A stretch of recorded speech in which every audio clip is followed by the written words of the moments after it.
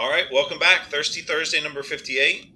Tonight we're talking with Chief and author Marc Hill, who just had a book come out in November, officially hit the shelves. And we were just talking pre-show that he just finished up the audiobook. It's going to be a great show tonight as always. I feel like one of the four of the regulars is always kind of rotating through. So Bobby won't be able to make it tonight, but I'm back here. And as normal, we have Mike and Trevor. So let's kick this off. Let's see what Marc has to say, and we'll kind of go from there. So, Chief, why don't you go ahead and give us a little intro about yourself, and we'll take it from there. Well, thanks for having me. I appreciate it. As you said, I am Marc Hill. I'm in Wisconsin. Former fire chief, former a lot of things, former teacher, former principal, former football coach, track coach, all kinds of different things, right? Yeah, so I wrote a book called Too Dark 30.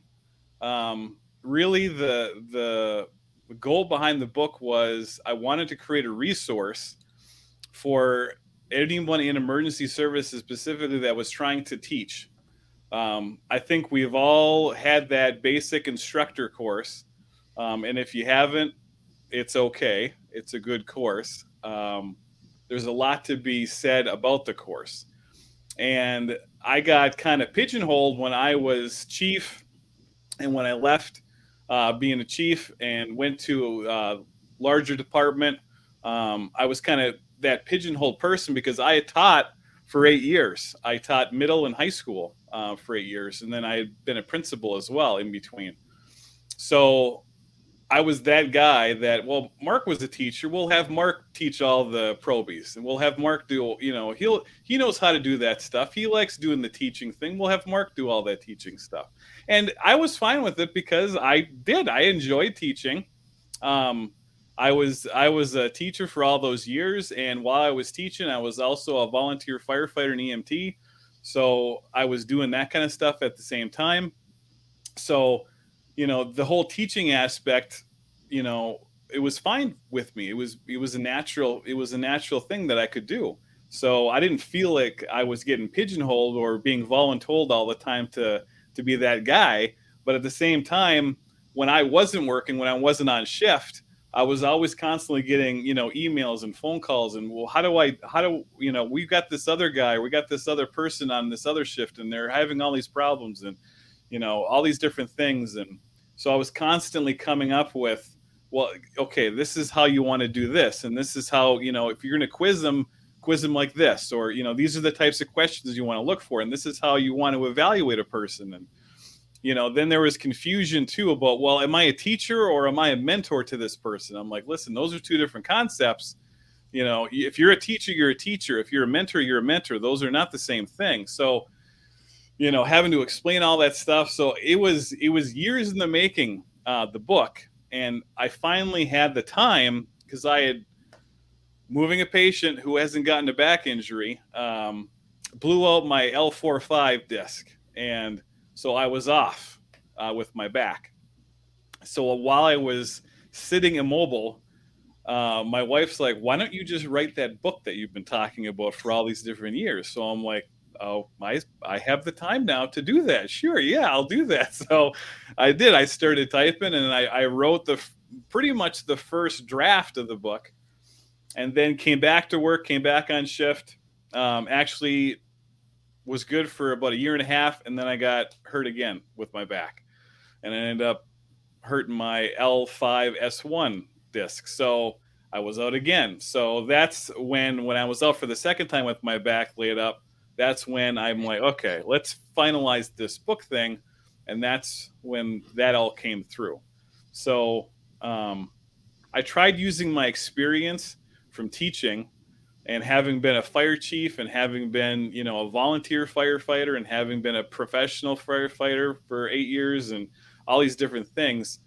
I tried melding all that stuff and all that knowledge that I kind of had, and tried pouring it into a simple, easy to read, resource and guide that anyone could pick up and flip through and use to the best of their ability. And then my big thing too is telling stories. So even when I was teaching, I would always try to tell a story about something. Um, and I thought storytelling is really important because it gives context, it gives illustration. A lot of the students I had, and I have students. Oh, there's guys in our department now that I was their teacher and I was their football coach.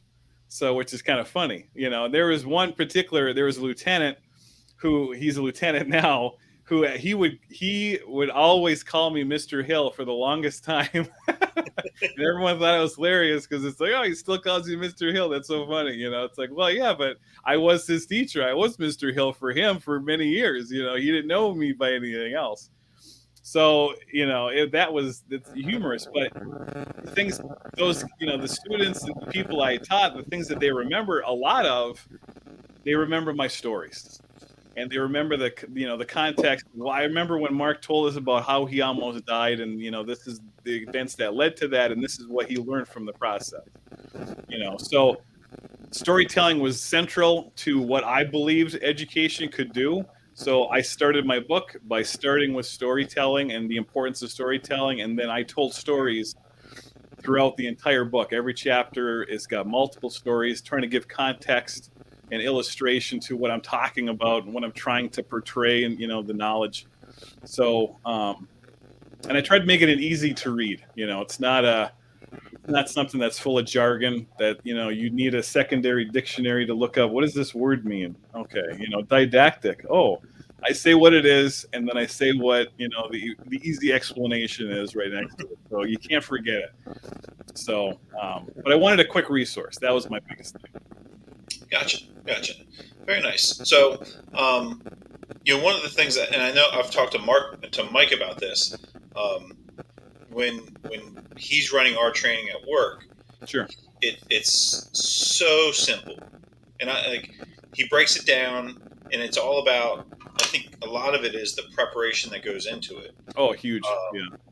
And as an instructor, he's probably one of the best people I've had to sit down and say, "Hey, look, this is it goes from start to finish, and just does a great job." And then when it's time for the hands-on stuff, again, it's step by step, because you've got that review in your mind, and now you're just putting it all into practice. So I think I can't count the number of times that at the end of the day, it's like, holy cow, it's a productive day, yeah, and you're beat, but there's so much that you've logged because you see it, you do it, you hear it, and it's just a constant cycle.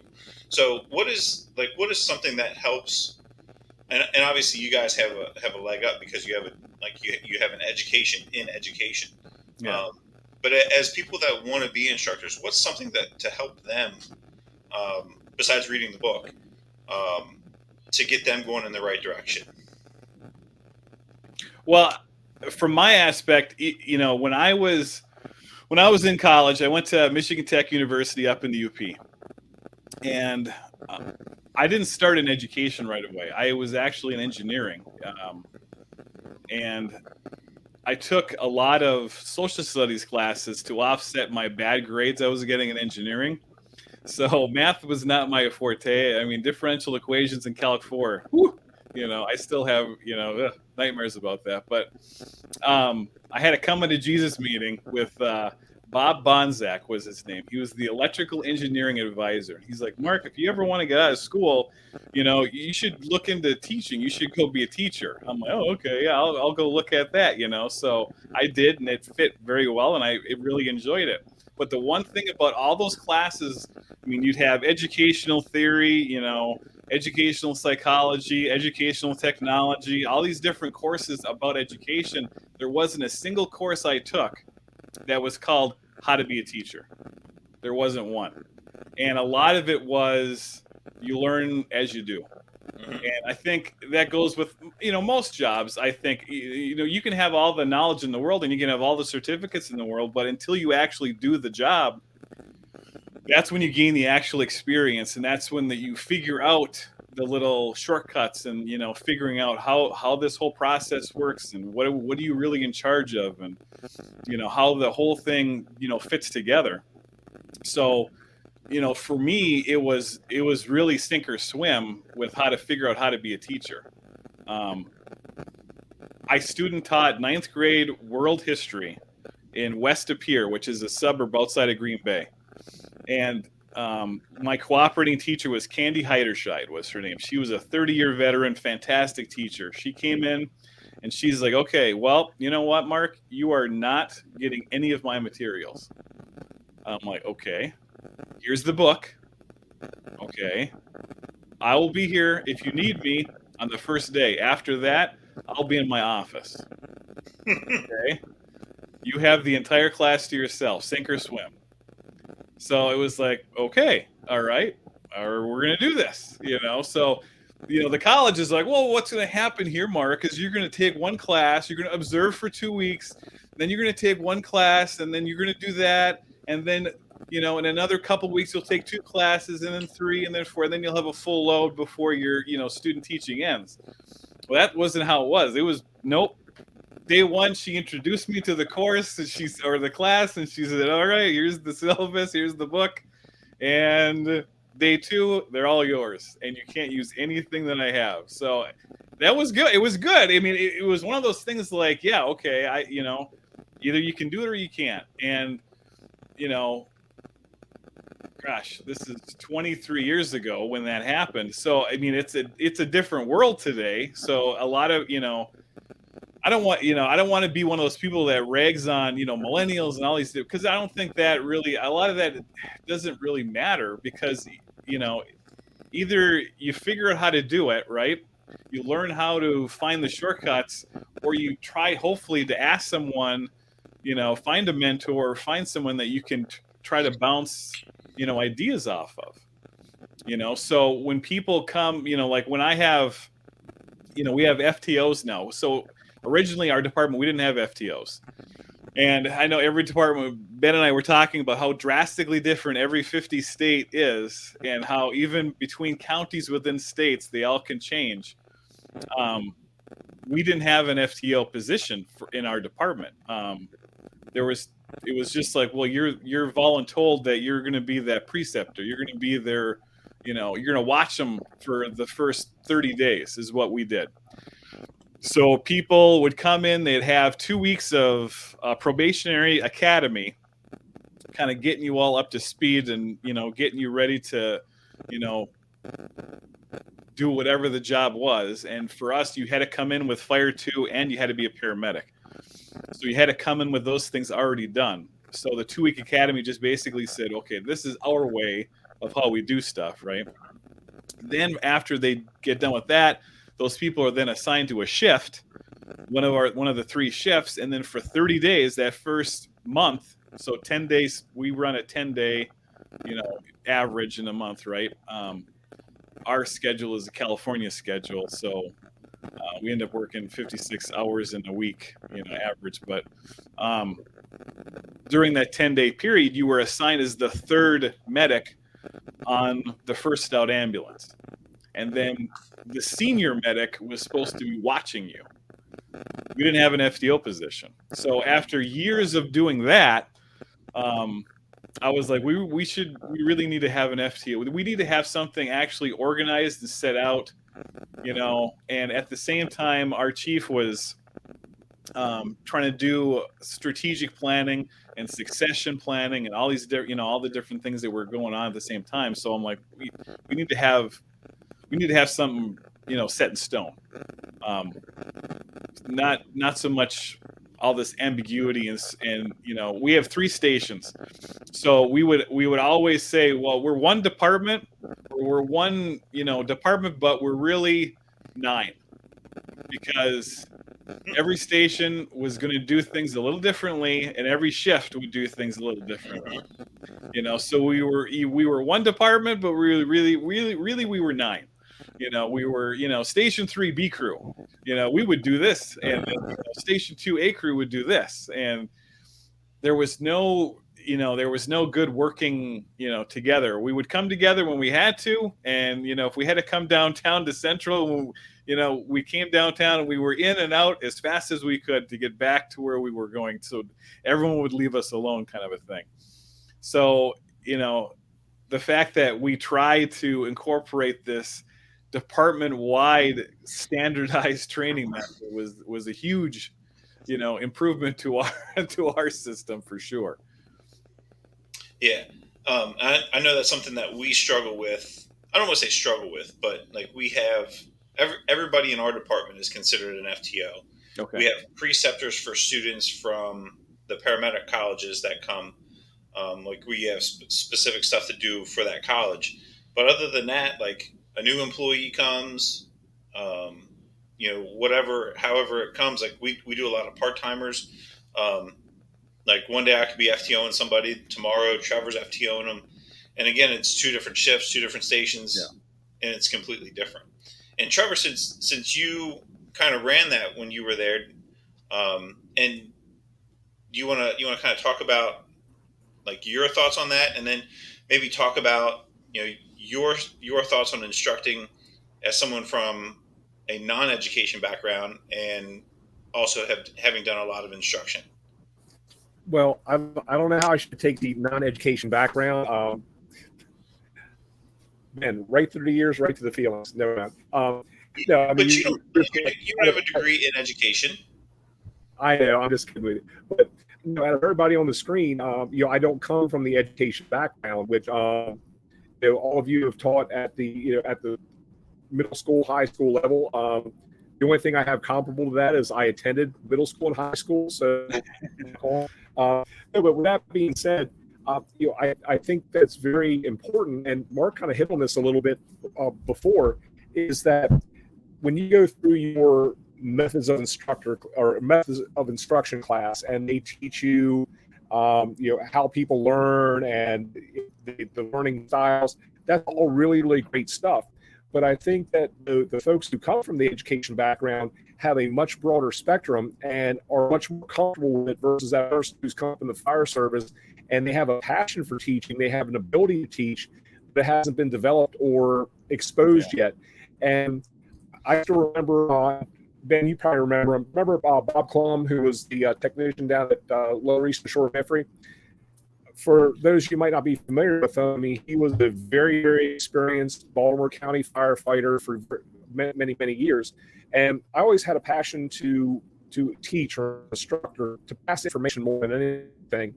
And I remember after I went through my ITC1 and ITC2 class, and I was being evaluated, I had my instructor evaluator, which was one. And I still remember this day, I had my little cheat sheet. I had an index card with what I wanted to talk about to the class I was teaching. And as I was walking up to greet this group of recruits, Bob Klum came up to me and snatched that card out of my hand. He said, "What the hell are you doing?" I'm like, "Well, this is what I'm going to talk about." He said, "You know this stuff." He said, "Teach from the heart, not from the card." And I was mortified. And because that was my safety net. And he goes, "No," he said, and so I appreciate the fact at the time, I was like, what the heck is this guy doing to me? He's setting me up for failure. He's going to torpedo me. But actually, if anything else, he made me realize why I was there and what I should be doing versus, going, through the rote memorization of that card. Yeah. And I think, Mark, you alluded to this quite a bit on, sometimes on LinkedIn and other things where you still show that vulnerability to say, hey, look, I've been doing this for a while, but we can always be better. There's always a different way to go about this. We can always receive it and bring in information and put it out a different way. Yeah. And, so, Ben, from that aspect, what you're talking about is when I became an instructor in fire service, I was relatively young, and I really didn't feel that confident as an instructor because who the heck am I? I'm this young buck, and these people have been there 5, 10, 15 years longer than me. They must know more than I do, and they must be better at this.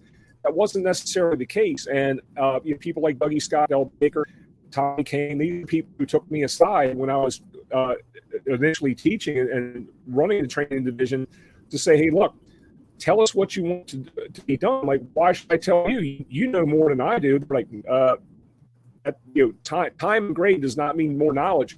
You have more recency. You've gone to these classes. You have more to bring back and contribute. That's your job. So I really had to look at things through a different lens, and still to this day continue to do that. Is to say, you know what you know. Hopefully, you know what you don't know, and you're able to balance those things out. And if you don't know something, there's no embarrassment. There's no shame in that. That's where I'll reach out to somebody who's a subject matter expert in the field, or somebody who knows much, much more than I do about something. And we've all had that instructor. We've all had that person who was the state fire college instructor, whomever, and they would stand before us and pontificate and point at the now PowerPoint, then the acetate on the overhead projector or the slide carousel. Dating myself a little bit on that, but nevertheless, you really kind of knew what they didn't know, and I didn't realize it at the time. I mean, I remember the first basic fire for one class that I taught. When it came to the wildland firefighting section, I brought in it was actually Tina Vickers' husband, Gerald Vickers. I mean, the guy's jumped out of airplanes, in western wildland fires. He's been with the Forestry Service. The guy's fought a wildland fire too. My biggest experience with wildland firefighting, again, was that 20-foot by 40-foot patch of trees behind the 94th Street Mall in Ocean City. So I felt very disingenuous teaching it, and I had a student come to me and say, "Hey, sir, why didn't you teach this section?" I said, "Well, I can read the textbook as well as you can. I've not done this. I want you to learn this from the."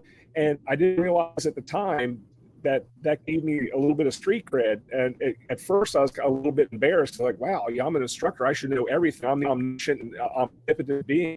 No, not whatsoever.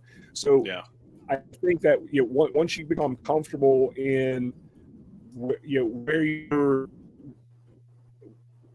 I'm not saying where your passion lies, but also where your ability to not only take the information in and regurgitate it back out. If someone asks you a question, how much background do you have to actually answer that question? And are you comfortable enough with yourself to go, you know what? I don't know, but I know a dude who does. And that's what I respected. And like with you and Mike, Mike Wood, obviously, Bobby McGee, Ben, you're the same way. Mark, I see that a lot of the communication that you put out there is you're very honest and visceral with that. So with that being said, Mark, what are some things that you look at as an instructor, with what we just talked about, that vulnerability? How does that help you become a better instructor? And I know you might dovetail that a little bit in your in Too Dark 30 as well. So if you don't mind speaking on that for a minute.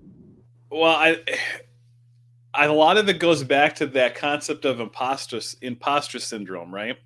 Where you get a position, or you're asked to do something, or you're asked to present, or you're voluntold that, hey, guess what? You're going to do the confined space refresher.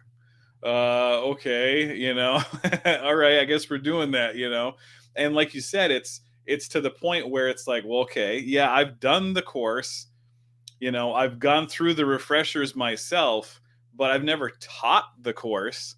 And it goes to, the old thing of, the classic, if you want to learn something, or if you want to know something, you need to teach it. You retain 90%, and it's statistics, how that goes. Everyone's, there's shades of gray. It doesn't literally mean 90%. It's just on average. You just retain more information, right? You know Mark, more about gray's different, Joe. Yeah. You know more things about things when you start having to tell it to somebody else. And I think a lot of the times, when you get these new instructors, or specifically when you're told that, hey, you're going to be the preceptor, the FTO, whatever the situation is, and you're worried like, oh, I don't know anything. What do I know? I barely know what the hell I'm doing. I don't know how to teach. I don't know how to do these things. And when it comes right down to it, everyone feels that way. There's not a single person that doesn't doubt or have a thought in their mind that I don't know enough. I'm going to get asked a question I don't know the answer to, oh my God, they're going to figure out that I'm an idiot, or, you start having all this negative thought in your, and and that's a normal reaction. I mean, it doesn't matter. It doesn't matter what industry you're in. It doesn't matter what position you're having. It doesn't matter what's going on. Whenever you start out in a position, you're always going to think like that, always. And it just, the imposter, the syndrome part comes to, well, are you debilitated by acting? I mean, there's severity in the range, right? And it goes back to what I was saying. Well, okay, sink or swim. Can you figure out how to do the job? And if you don't know, do you know the right person to ask? And are you comfortable asking? That's the other thing too. Like for me, and I try to do as much as I can. Throwing little tidbits out there about different things on social media. From what I've understood and what's worked well for me, right? Number one is just being honest. Whenever I start a class, I just got done teaching 3 sections, the paramedic refresher, right? So first thing is, yeah, I've been a medic now for, 8 years. I've gone through however many refreshers. Yeah, I'm an instructor too, blah, blah, blah, blah, blah. I've done all the different things. But you know what? I don't know everything. Nor will I tell you that I know everything. In fact, I hate the word expert, because expert tells me that there's nothing more to know. And that is impossible. There's always more to know. There's always something more to gain. There's always more knowledge to get. There's always a different view to take. There's always circumstances, and there's all kinds of things that go into situations, right? So I always tell the students, hey, listen, I don't know everything. I'm not going to pretend to tell you that I know everything. I will be straight up with you that if I don't know, you know what? We'll figure it out together. And that, starting the class out like that, I've always found that it helps break the seal, right? Like everyone just take a deep breath. Everyone just relax. We're all in this together, okay? We're all here together. We're all here for a reason. We're all here for a purpose, okay?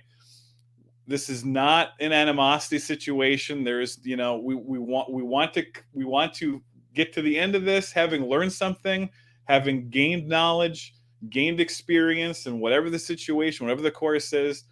And when we get to that end, you know what? Just know that it's not the end. It's just the beginning of where your knowledge can take you into the future, right? So, those concepts are huge. But going back to what you were saying too, a lot of teaching though is knowing who your audience is. So I'm going to, I will instruct, if we're doing, October fire prevention stuff, and I've got a group of first graders, I'm not going to talk to those kids the same way I'm going to talk to high school students, right? Same thing goes for, if I'm teaching firefighter 1, or if I'm teaching an extrication class and I've got volunteer firefighters, which are going to be a gambit. When I was on a volunteer department, when I was fire chief, I was full-time, but I was the only full-time member of that department. Everyone else was part-time. We don't want to say volunteer because they were getting a wage, but at the same time, they really were, right? They were volunteering their time to what they could do for the department and for the municipality that we worked in. And I was the only full-time person. So, that was a situation. But I had people that literally were, 19, 20 years old. And I had people that were 70 years old. Massive generational changes, massive generational shifts, massive, complexities dealing with how you talk to one group, how you don't talk to another group. Well, one group expects in their instructor what another group expects another instructor. So when you're teaching a group of that audience, you really have to vary how things go. If I have just a group of solid 20 just recruits that are fresh probationary, every one of them is 21, 22 years old, that message is going to be severely different versus my volunteer group that I may have, an individual in that department that's been doing it for 40 years. But going back to what you said, Chief, just because you've done it for 40 years does not mean that you've done it correctly for 40 years. And doesn't mean that you've been doing things the appropriate or legally or doing it the legal way. Short story to give you an example. So when I became chief down in Rothschild, They were giving me a tour. I was telling Ben before we got on here that, everyone always asks, well, what's your next book, Mark? And you know what? Another book I could write is how I failed as a fire chief. Because, we all complain about, organizations and how bad, some organizations are. And I will be the first one to admit, man, I haven't been a part of a well-run organization, including the one I ran, so I could write a whole book about my failures. I could list off, I made a list one day like, oh, I screwed this up. I screwed this up. I screwed this up. But the day I took over as fire chief, I took over for a chief that had died line of duty death. He had died of a heart attack after an EMS call. The bunting was still in the corner of the station when I got a tour of the building. And I was given, directive from the municipality. We need you to come in here and fix things and all these, apparent problems and, all this stuff. I was going to be the axe man, right? I was given a directive. You need to fix this, Mark. It's, this is going to be your ship now. I'm like, okay. Went around to the ladder truck. What they called on the side of the truck was ladder. However, it was technically it was a telesquirt. It was an elevated master stream with a rescue ladder that is not technically a ladder. We want to get into it's not. I'm like, that's a telesquirt. That's not a ladder truck. I'm not going to use that as a ladder truck ever. But whatever. Coming in, I opened one of the side doors, and there was this giant dual spool, hundreds of feet of electrical cord, extension cord. And I'm like, okay, why do we have like 1,000 feet of electrical cord on a double reel? What is this for? And then one of the guys is like, well, it's for our saws. And then he goes to the next compartment and opens the compartment up. There are two 1984 Craftsman plug-in chainsaws. I'm trying to think. 14. They were 16 inches. It was a 16-inch bar. I'm like, okay, what are those saws? Why? What? I don't understand. What's the saw for? And he's like, well, those are our vent saws. I was like, what do you mean they're your vent saws? Like, are you talking roof vent saws? He's like, well, yeah, we need the cord to be able to get up onto the roof to use the saw. I'm like, okay, yeah, we're not doing that ever. No, we're not doing that.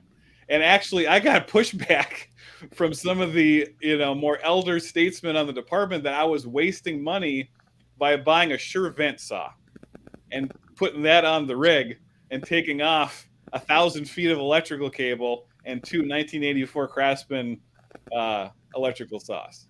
Holy shit. It's shocking and it's amazing, but that goes to what I was saying, that even when I stepped in as chief, I had an idea, but I still, I learned a hell of a lot in that first year working out of a closet in the fire station. I did. I learned a lot. And I thought I was prepared going in, having been a principal, of a building and done budgeting and, all those different things. But being a chief is a lot more about politics than it is about, a lot of other things. And you learn a lot by doing that.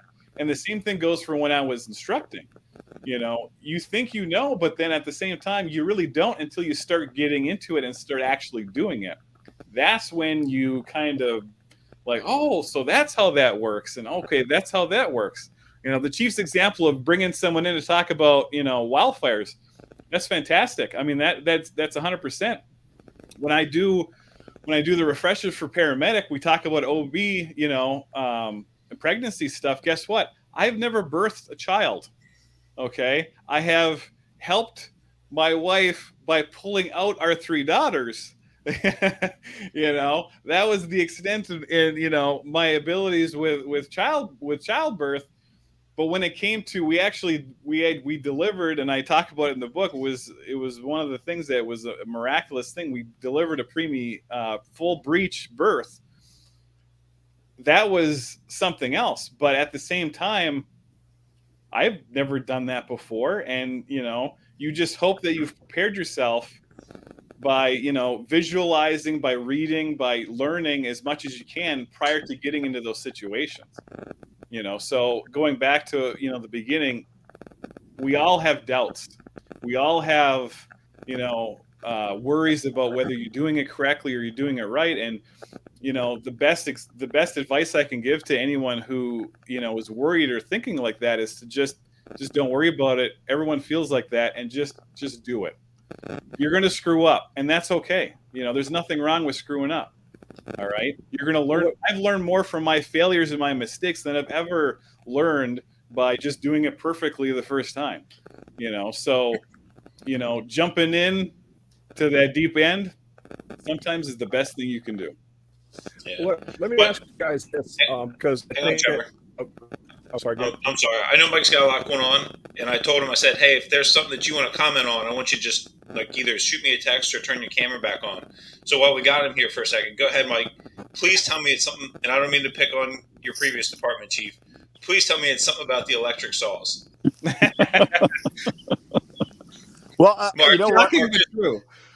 Just as a side note, before I let Mike go, Mike works for Baltimore City and is the tower ladder driver for Baltimore City. So when I heard you start talking in the direction in which that was going, I could feel the tension in Mike.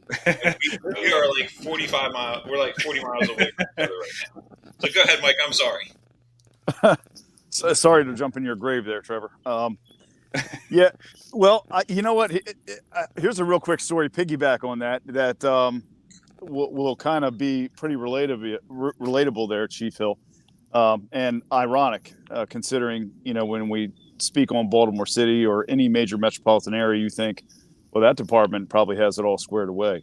Well, I'll tell you, up until about 10 years ago, we used the still version of the K12, of course, rotary saw, and clearly marked on the stills with a nice big yellow warning label that was right beside the carburetor, right beside the pull handle, said, "This saw is not designed to cut wood products."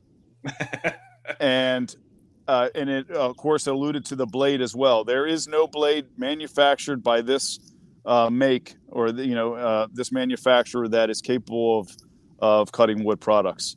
And we operated with those saws for my first 10 years and probably the previous 20 before that. And it was actually my senior driver at the time when I was young, who found that label and presented it to operations chief of the department. And within 2 weeks, all the still saws were gone. And that's when Husqvarna saws began showing up. So just because you're a department that seems relatively small or isolated doesn't mean that those big departments have it all right. So, in relation to the electric chainsaw story, but no, I one thing I wanted to comment on was I think you're hitting on what I believe to be one of the most important aspects of being a quality instructor in the fire service, not in general, but in the fire service, and that is being able to self-reflect. Yeah, I work with a lot of guys that I've been beside for almost 15 years, some of them. And I know guys on other companies that have been in the same positions for, the last dozen years or so. And, we'll sit down and talk shop sometimes. And, I'll spit out some things tactically and different strategies and things like that. And some of them who, I respect greatly would say, well, how'd you learn that? Or where'd you figure that out? And I'm always surprised by hearing that from some people, because the reason I believe that these good instructors are made in the fire service is that when they get off of a job, they are the ones that aren't high-fiving. they're the ones that obviously there's that excitement and gratification from what you did, but they are the ones that are a little bit more reserved, a little bit more introverted, and that's because they're completely self-assessing. And I say that because there was never a time that from start to finish, when I would arrive, the minute my foot hit the ground, I would monitor every movement that I made. And throughout the duration of the incident, at the very end, as we packed up and got back in the rig and left, I would think about all those steps, and I would think about my stumbles along the way, almost like a sprinter. You might have a stumble and no one notices it, just you, because it's that minor of a stumble. But it's those little tiny trips that you learn these things from and that you improve upon. And along the way, you discover sometimes a better methodology, a better way of doing, or a better way of performing. And then you're able to disseminate that information properly. And it's those self-assessors that I think become some of the best instructors. Now, unfortunately, self-assessment and opportunity go hand in hand. If you are not given the opportunity to get experience, then the self-assessment becomes very difficult. You can have that in simulation training, but it's just like football. You can practice 7 days a week. It is nothing like the dance. It's nothing like going to the game and being in it. That's where you learn the most about yourself, about your capabilities, and about your shortcomings.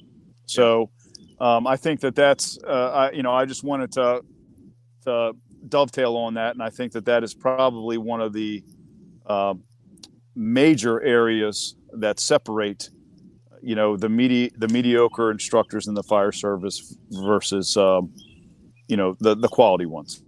Sure. So, sorry, Trevor, go ahead, man. Oh, no worries, brother. I mean, that's a very sage advice. And just to kind of dovetail on what you're talking about, Mike, is I think it's not only important to talk about your triumphs in the fire service, but also you use your failures as teaching points. I know a major one that resulted in what should have been Mayday for me, I've used as part of the FDBA bootcamp class, and it's very difficult because at first you're kind of reclusive about it. You're a little bit embarrassed. It's like, wow, man, I really messed up. And at the same time, it's like, yeah, you did. But if you don't get this information out to somebody else, they're going to make that same mistake you did, and nobody's benefited from that experience, good, bad, or indifferent. Experience is a very powerful motivator, but you have to put it out there. So, Mike, I agree with you wholeheartedly, and that's why I have some respect for yourself, Ben, and Mark, is that you guys will put everything out there and say, hey, look, I'm not saying I did this 100%, could be 85%, 50%, judge it how you will, but this is my experience. Here's what I did, here's what I didn't do, and take this a little bit forward. So what I wanted to throw out to you guys, my question was, I think there's a lot of benefit in trying to develop our next generation of instructors. And with that being said, there's a lot of different thought processes out there. And one of the most poignant ones I've heard, and I'm always about the relevance, because if you're retired, there's a lot of great information that you can give back to people who are coming up behind you. But at the same time, if you've not been in that jump seat, if you've not had air pack on, if you've not been on that pump panel, whatever the case is, after time, it goes from relevant information to war stories. And I think we have to be very careful with that. And I'll tell you a little bit of a backstory of why I'm saying this, and then go forward. Way back when you guys used to do the Salisbury seminar, Ben, this is like years and years ago. There was a chief and commissioner from a very, very well-known, well-respected major East Coast fire department who came down and was a speaker. And I got some excellent sage advice. I was, a aspiring lieutenant at the time. I wasn't even a lieutenant. I wanted to step up to that, and I asked him some good advice, and he gave it to me. Spent the time. Wonderful information. he had retired, and then about 8 or 10 years later, they had him back to speak. And I was like, wow, I got to go see this guy again. He was great. He was inspiring, this and the other. There was no new information. It was the same stories, the same thing. And right then it kind of hit me. And I heard something very, very recently, when I recently in the last 2 months. And this was a visceral comment. I can't get butthurt over it whatsoever. And it wasn't directed at me, but it's just a general thing where a younger firefighter who wants to be an instructor, wants to be a lieutenant, captain, go through essentially go through the chairs and go through the progression. Goes, I don't want to hear information from a bunch of gray hairs that I can get off YouTube in 20 minutes. And that was a powerful statement. And they weren't being disrespectful, but it was when you kind of wrap your head around. So here's my question that I threw out to all of you. One of the things that I found somewhat valuable is getting some of these younger folks to do teach backs. So even if it's the probie at the kitchen table, to say, hey, I want you to do a 5-minute presentation just before dinner on a Halligan bar, is to kind of get them in there. And everybody at that table knows how to use a Halligan bar. But you know what? Every now and then that probie will surprise you, and they'll go in. And if you tell them that's their assignment, they will dig in the research. They'll find some obscure crap somewhere. And I shouldn't say crap. I mean, they'll find something that none of us have ever heard, or sometimes it's just a general thing, but it gets them in the pattern of trying to take information they have and pass it along to somebody. In my belief, I don't care whether you've been in the fire service for 1 week, 1 month, 1 year, 10 years, 15, 20, 25 years. The people coming up behind you, you have an obligation to pass along information to them. So as long as we're not using it as a negative tool or just trying to burn this person up, I mean, I think that the teach backs the people out of their comfort zone, but it also gets them to go and invest in trying to learn about that subject matter that we've tasked them with. What are your guys' thoughts, good, bad, and indifferent, about using the teach back method with our younger folks to try to mentor them to be instructors down the road? I think a lot of that has to do, it's the active learning process, right? So, it goes back to what I was saying with the audience. And I think, like you were saying, you've got a new group of people. If you're training a new group of people and they have limited experience, asking them, how would you guys like to, how would you like to learn on this topic? Do you want, I could bring this person in, they could tell you everything there is to know. Well, if you want to talk about saws, this guy he not only is he the Truckee smash saw guy, but he also has a side business where he, does work, doing lumber and cutting trees or whatever the situation is. He'd come in and he could tell you everything there is about a saw, the different parts of a saw, going through the entire thing about the saw, right? We could bring him in. We could have him talk about the subject. Would you think there's benefit and value in that? And if you're honest with your students at the beginning, like I said, if you're telling them, listen, I don't know everything and I'm good with finding things out the way that you want to learn, you should be able and be comfortable enough to adapt to that situation. Don't think that it's a negative thing, because it's not, right?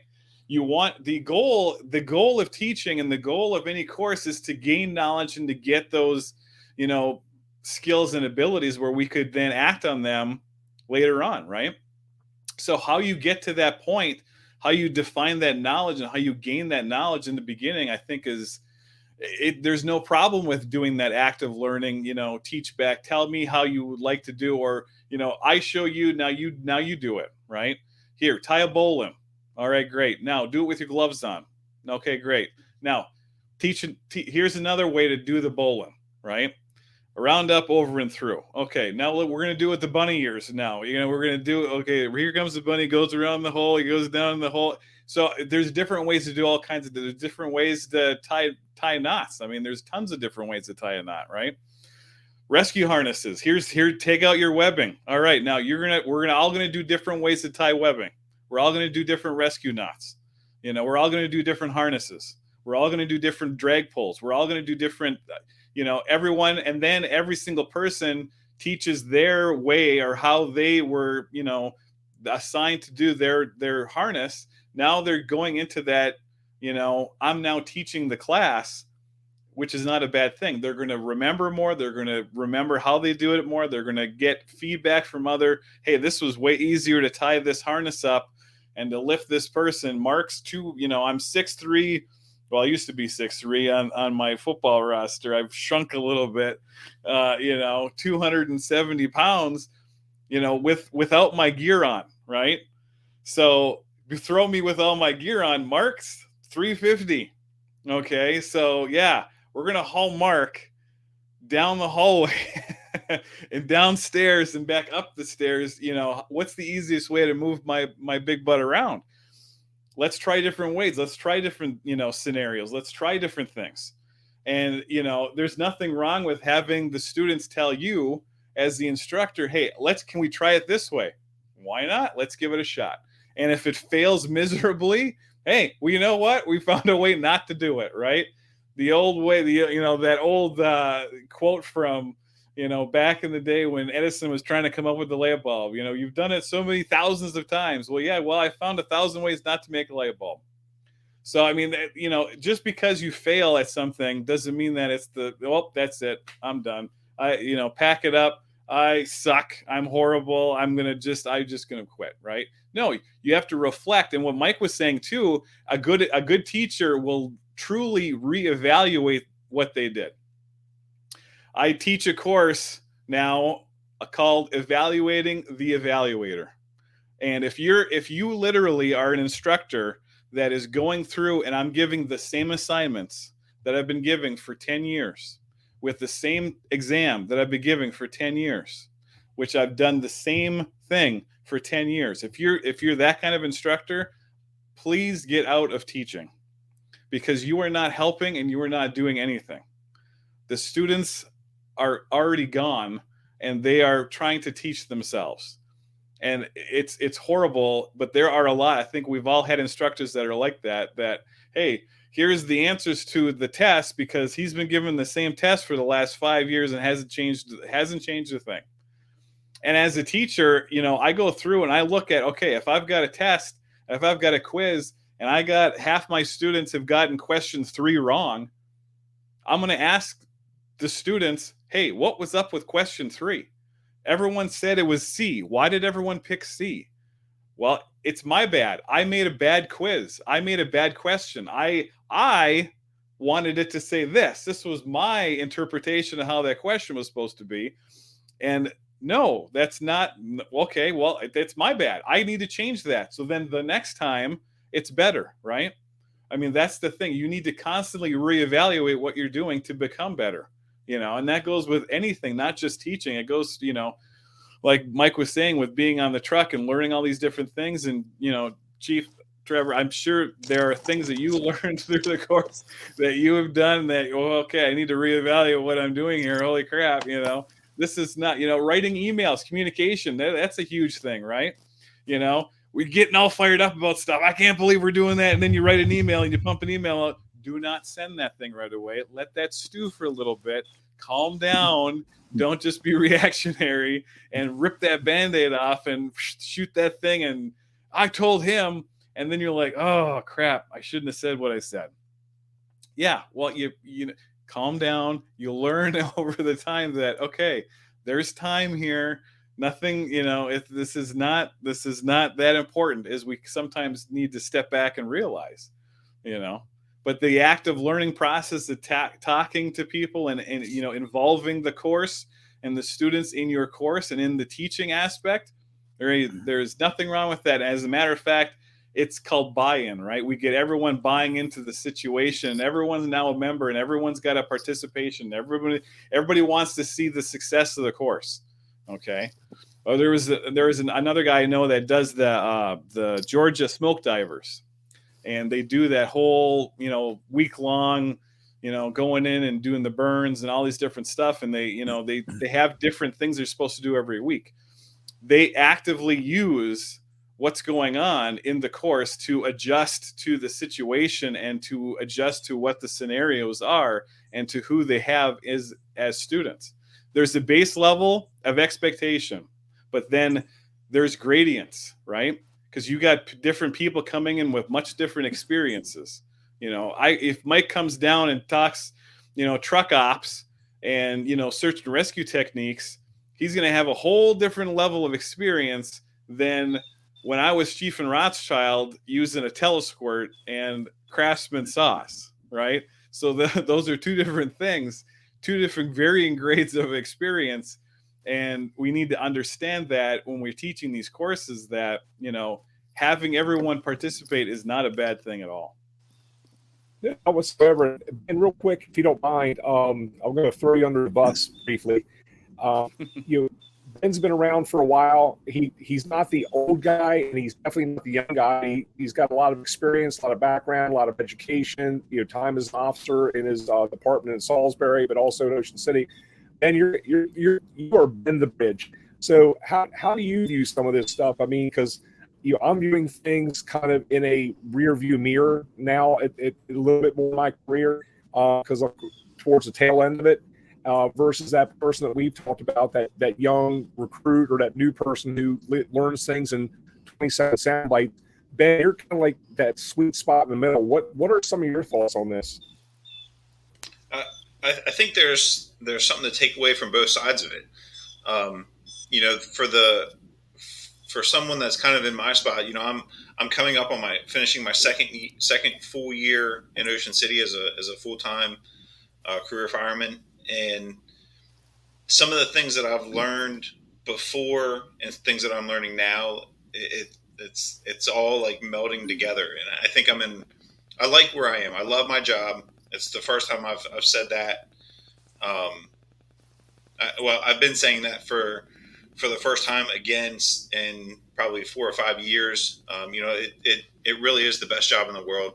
I wish I'd have done it 16 years ago, and I'd be closer to retirement, but hey, here we are. I think as far as like teaching and instructing at the spot where I am, again, you have to have that vulnerability. I know that when I would, as a volunteer captain and acting assistant chief, that we were very fortunate in Salisbury, or I was very fortunate to have the ability to fill in as the engine captain for the shift that's working that day. If somebody needed some time off and they couldn't find somebody to fill it, hey Ben, can you come ride the engine? Sure. Hey, can you fill in as the assistant? Yeah, sure. So I was very fortunate to have that opportunity there, but to teach and to do the instructing like I did when I was there. Rachel is a teacher. She loves teaching. She went back and got her specialty in special ed, which I think works out very well for our relationship. But a lot of things that she talks about as far as education is like how we do things in the fire service. She at one point she had done a project on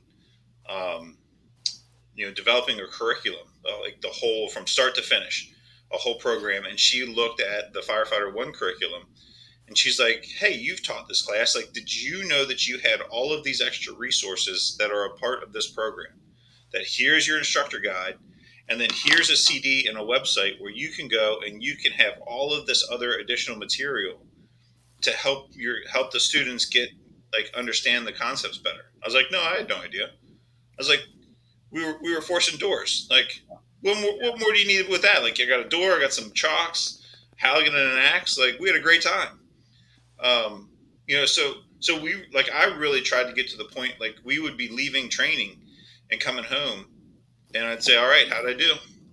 Being the person that was running the training, whether I was actually doing the instructing or, like we had talked about, hey, I want to talk about hazmat. And I call a buddy up, hey, I need you to come in and talk about hazmat for an hour. Okay, yeah, cool. So I would do a little bit, he would talk, we'd leave on the ride home, the 10-minute ride. I'm like, all right, give me the good, bad, the ugly. And she's like, do you really want the good, bad, and the ugly? I was like, I really want the good. I don't really want the bad, and I really don't want the ugly. But yeah, how'd I do? And at first it was like, man, what the hell? Like, that was a good drill. Like, we had some great training that we did. And now you're telling me that it was terrible? Like, come on, like it can't be that bad. And then she starts like, and like at first it's like being vulnerable like that. You take it as like, oh, she's picking, she's poking. Like this is like I did bad, and it's not that. It's like, how do you get better? Yeah. So I think and I hope at some point I was able to start taking those little talks on the way home as ways that I could get better. And I hope that I did. You know, in Ocean City, um, I try like when I go over something or when I talk about something or I get the opportunity to do something like that. Again, when we leave and it's like our crew, hey, like was that okay? Like did I like what did I miss? And or like even before we leave, like if we're pulling lines or we're forcing doors or whatever we're doing, like hey, did I miss anything? Like there's 5 or 6 of us standing around. Did I miss anything? Like what would you do different? You know, like I would try to incorporate that. And in my comment back to that person that says, well, I can just go watch like I can go watch YouTube and get it in 20 minutes, but you're going to take 2 hours to tell me. Yeah. Like, screw you, man.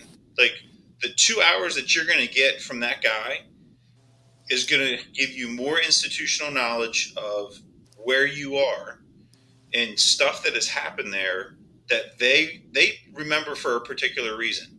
Like Trevor, you remember that brush fire behind the 94th Street, which by the way, they've torn all those trees down for expansion. So we don't have to ever worry about those again. But you're going to get more out of that 2 hours. That's going to be a benefit to the rest of your career that you're not going to get in the 20 minutes on YouTube. Like it's just not going to happen. So every once in a while, it pays to sit down, shut up, and listen to what's going on at the kitchen table. Yeah. All right. So listen to those guys. And conversely, on the other side, for those guys that have been there for 20 years, 25 years, and are at the edge of retirement, like you guys have the institutional knowledge and have seen some crazy shit over your career in your department. And you have seen so much change in that time that one, if you don't change it, or if you don't share that, like that, when you leave, that leaves. So I don't get the benefit of that. It doesn't get passed on. The history and tradition of whatever we do, the way that we do it, is lost. And some of that is good, but some of that is bad. Yeah. You know? And at the same time, when it comes time for your turn to do something, all right, maybe physically you can't do it anymore. But that doesn't mean that you need to be outside bitching about what everybody else is doing and like, why are we still here doing this? Like, well, because I still have to do it. I've got 23 more years to do this. So, you know, like, hang on. Like, let me just give it a shot, make sure I don't screw it up. You know, and then when I come out, hey, like, maybe give me a pointer because you've done it for 25 years. Yeah. You know? So, there's a full circle of that brand new person, the person in the middle, and the person at the end of their career. And it all, like, there has to be a balance between all three because there's a lot of information sharing going on. Because the person at the end of their career, we're going to get some technology-based thing that they're not going to know how to do. Mm-hmm. But you know who does? The guy that just started and the guy that, like, you told to piss up a rope. Like, now he doesn't want to help you, you know? Yeah. Like, you have to work the full circle. That just my thought. And one of the and going what you delved into, Ben, and of course we got a few chiefs sitting in these screens here right now, but the benefit to teachbacks, I believe, is not so much on the end of the rookie or the young person that is just joined the shift. You know, you're going to give them a task and they're going to stand up and they're going to try to pull as much information as they can, and they might surprise you. They might throw something out there that you never thought of or that members of the crew never thought of. But the benefit to teachbacks, the benefit to these trainings in-house, when I say in-house, I mean in the firehouses with the company, the benefit to them actually falls more on the company officer. And the reason being is that there are a variety of learning styles. And these trainings that we put upon some of these rookies to stand up there and loosen them up and give them, a little bit of stage time, should be looked at by company officers more for their benefit, to see exactly what this person's learning style is, what their knowledge base is on certain disciplines, and from that you learn a lot about your men. You learn a lot about their shortcomings, their capabilities, their confidence levels, whether or not they're overconfident or whether or not they need work. So these train backs, or what have you, the benefit falls a lot more, I think, on the company officers. And in today's world, I know in certain departments, smaller departments, we place a lot of responsibility on a training officer per se, but the officers in houses should be shouldering a lot of that responsibility, especially with the progress of potentially having, capital pieces running out of those houses. Those officers need to know their men. They need to know all those little idiosyncrasies. They need to know their strengths, their weaknesses. They need to be deep inside their personnel's head, so that they know how they're going to perform on incidents, and they know what they can count on that person for, or where they might come up short. And a lot of that comes with these little trainings or these little responsibilities that we place on our people to maybe just get up there and make a fool out of themselves for 5 minutes. And in that 5 minutes, that rookie might not get a whole lot. It might just be a bunch of laughs from other guys and gals at the kitchen table. But the company officer should be looking at it from a completely different lens than anyone else at all times.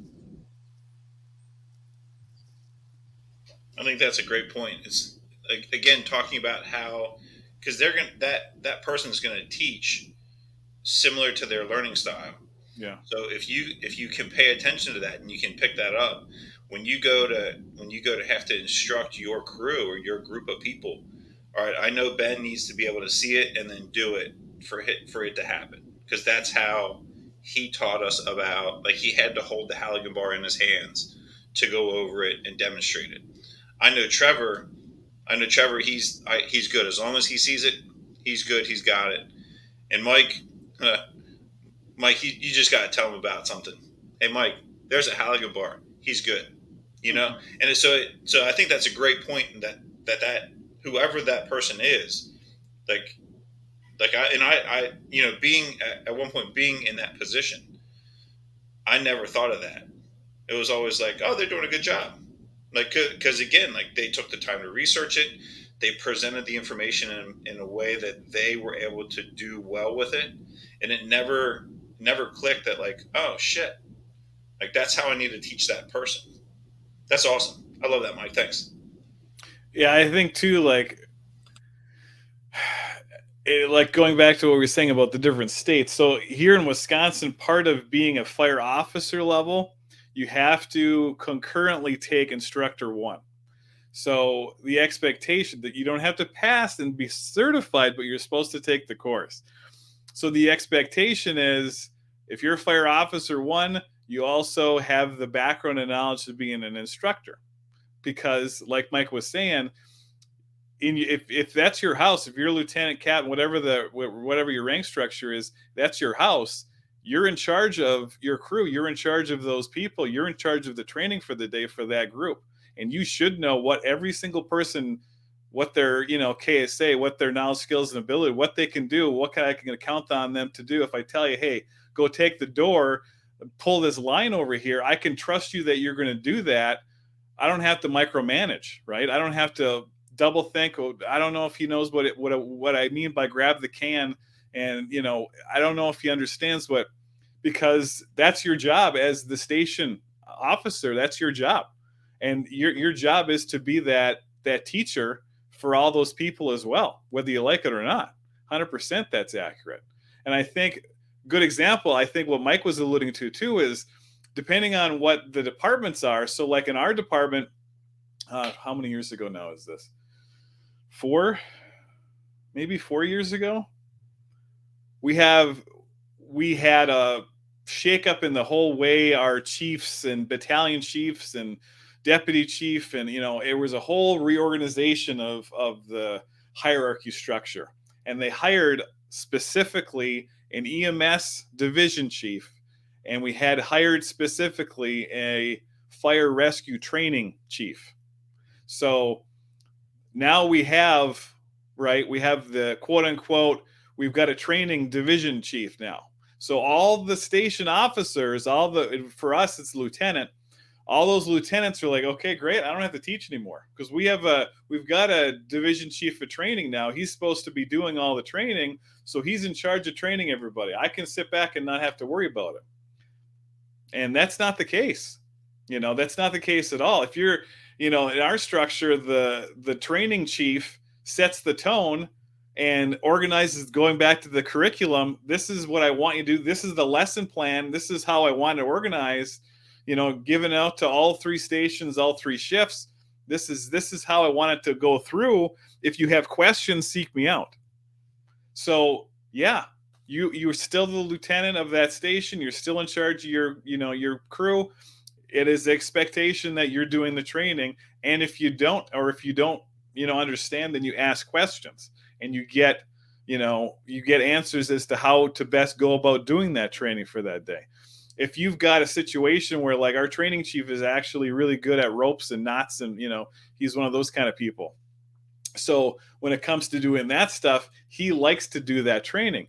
That's fine. He's what they, subject matter expert. Even though I don't like the word expert, he's still subject matter knowledgeable, right? He knows the ins and outs about knots and ropes and all that stuff. He's taken all the courses. He's certified up the wazoo. I would rather have him teach that course than have me fumble around and do the best of my job. So there's gradients there. That's the dichotomy of leadership versus Jocko's dichotomy.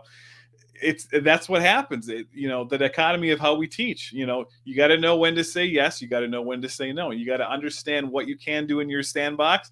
You got to understand what your knowledge limits are. You got to understand how to best get that knowledge out to whoever you're teaching and whoever your crew is.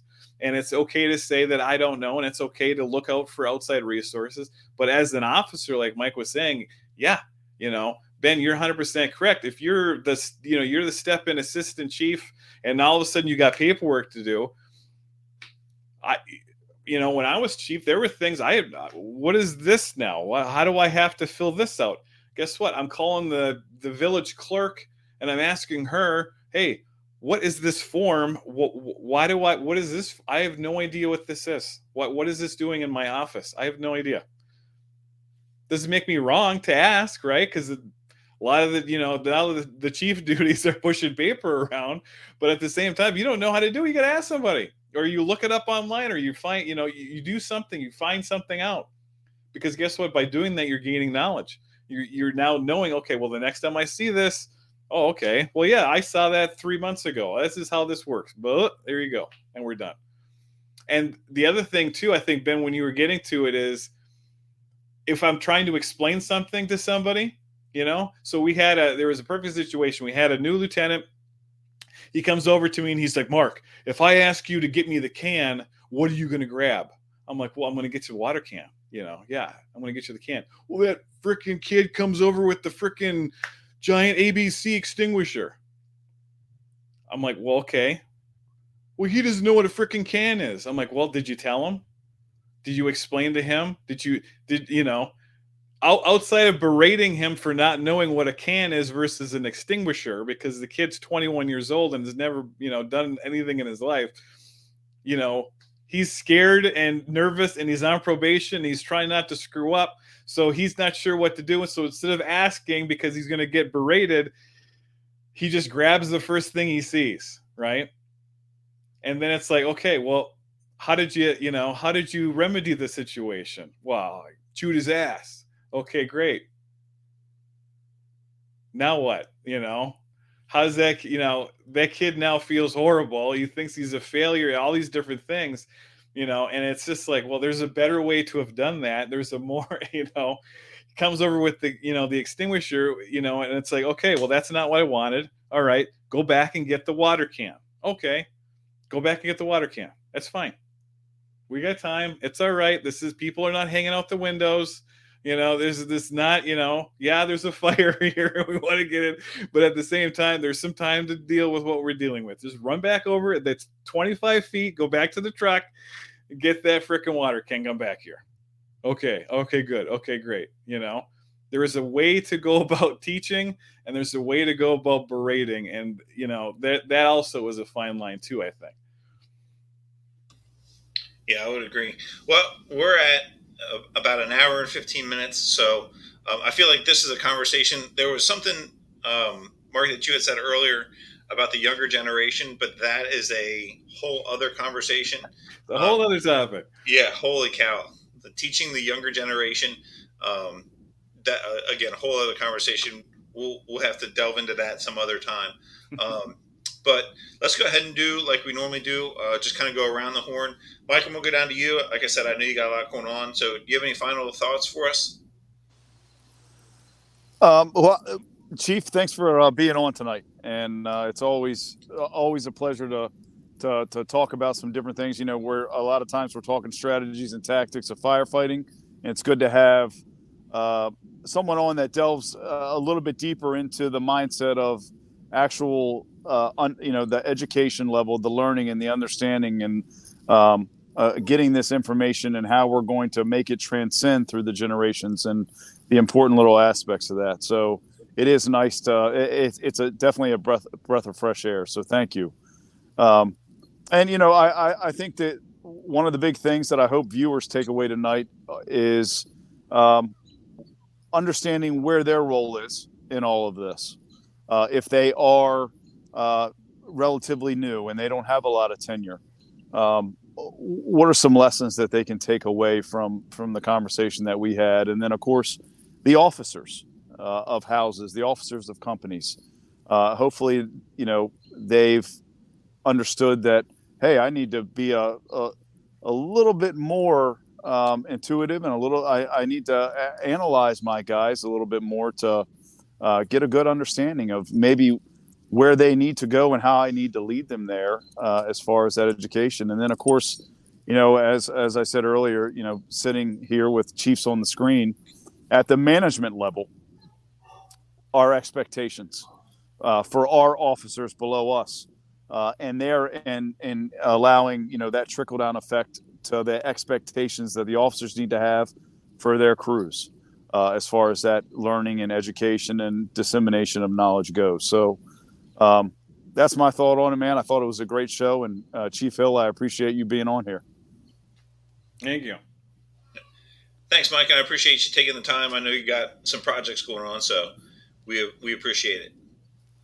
Absolutely. My pleasure. Thanks, buddy. Trevor? And absolutely, I want to kind of reiterate what Ben's saying. Mike, thanks for taking your time. I know you got a million things going on at once. It's kind of cute that you pretend you don't have a white helmet too, but nevertheless, we still love you, brother. But Chief Hill, thank you for being on tonight. Just as kind of a summary statement, I find that a lot of times in the fire service, generationally, we're a people divided by a common language. And with that, we just need to figure out, sometimes we're saying the same thing just in different ways. And it could be a regional thing. It could be a generational thing. It could be, departmental thing, whatever the case might be. And I'll give you a quick example. I come from the Mid-Atlantic region, and I remember just going on a high-rise call in my early tenure in my current job. And I gave what I thought was a decent size up, and then told the incoming engine, it's like, engine 80, go ahead and take the plug in the connection on the southeast corner. And they got there and kind of froze. I'm like, these guys know what they're doing. What the hell's happening here? And so walked up, did a face-to-face and say, hey guys, were you clear on the directive? I should take the plug in the connection. And they're like, what's the plug in the connection? I'm like, okay, let me do Maryland to Florida. I want you to take the FDC and the hydrant. Oh, okay, no problem. Boom, went right to work. So even though it's very clear in my mind, it was just we were totally on different ends of the spectrum, and it was all about verbiage. Just because that was what I was used to. Needed to translate it cleanly into another region or area. So they're used to me now. I'm used to them. When they talked about a CBS structure, I'm like, why is your structure on TV? That's a concrete block structure. I didn't know what CBS was. I thought it was a broadcasting system, but nevertheless. So with that being said, I think that we need to take that time to kind of come down off our pedestal, not only as officers but also instructors, and understand how different generations learn things. I mean, I saw that from being a young instructor and a young officer trying to instruct upward, and got some good sage advice when I was messing up. And now being towards the almost a fourth decade of service coming up, is looking at some of the people who are coming up behind me, and they're very intelligent, they're very well educated, they're very savvy, they're very tech savvy. And how do I take some of this information, to Ben's point, and be able to translate that into a digestible format? And I think, Mark, Chief, you're doing that through your book, through 2 Dark 30s, giving these analogies, and also just some very sage advice of how can we be better instructors, and how can we be better purveyors of the information in the fire service, regardless of where we are in the spectrum, and get that information across, not only for the generation now, but for those who are coming after us. And Mark, I really appreciate not only you coming on the show, but also giving that information and looking to inspire and grow the next generations of our industry. So much appreciated and much respected. So thank you very much, Chief Hill. Thank you. All right, Chief. Do you have any final comments for us? We're definitely gonna plug your book.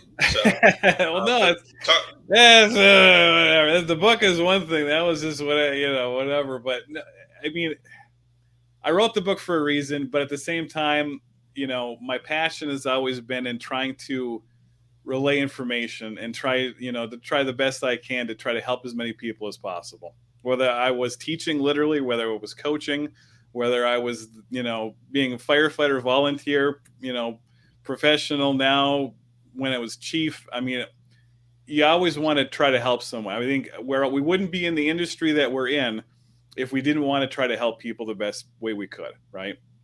So my biggest thing is, however I can do that in whatever capacity I can, that's what I'm going to do. And if it's my message of trying to teach, and if, I have a book. Yeah. Okay, great. I've sold hundreds. I'm not worried about that. My thing is, have I gotten emails and have I had people contact me, through LinkedIn or Facebook, whatever, saying, hey, I loved this part of the book. I learned a lot. I'm going to try to do that. Fantastic. If I can help one person, everything, all the blood, sweat, tears, and, sitting and, having my back issues, it was all worth it to me. So, my biggest thing has always been, how can I, try to get the message out that teaching is in everything. Instructing is in everything, drilling, whatever word you want to use, right? You're going to do it no matter what.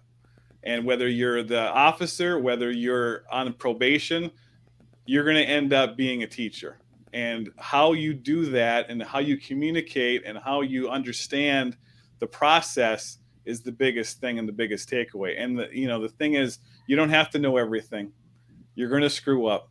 We all learn more from our failures than, and our mistakes than by doing anything else, but at the same time, go back to, stupid sports analogies.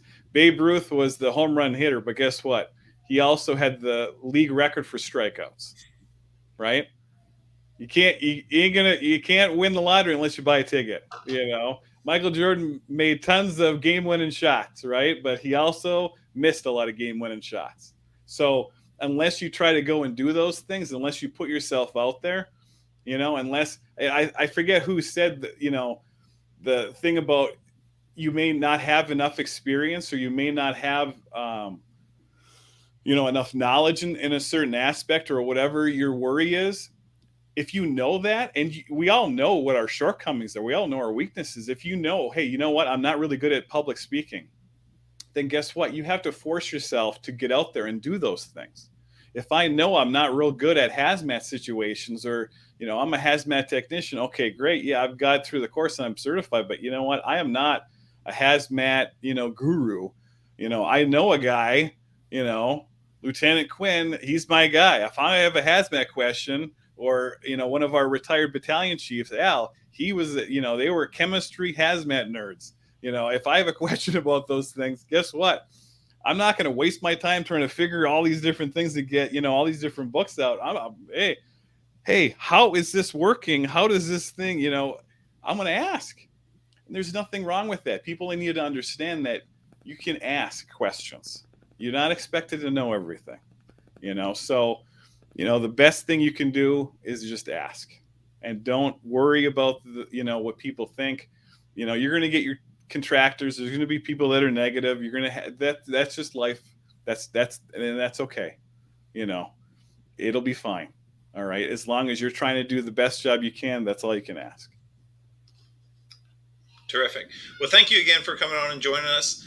It was a great show, a lot of really good information, and hopefully those folks that were watching and that will listen, because tomorrow it'll go out as a podcast, we hope you get something from this. Like I said, in the podcast and on the website, we're going to have the link for the book, so please go check that out. If you guys have any questions or you want to get up with Chief Hill, let us know. We'll pass that along. Other than that, 2 weeks from today, I think it's June 8th, we have Lieutenant Basil Abraham coming back from Orlando. Just recently completed the Georgia Smoke Diver program, as well as ran a new program, 24 hours, a 24-hour long program called One Bad Tour. So we're super excited to hear about that.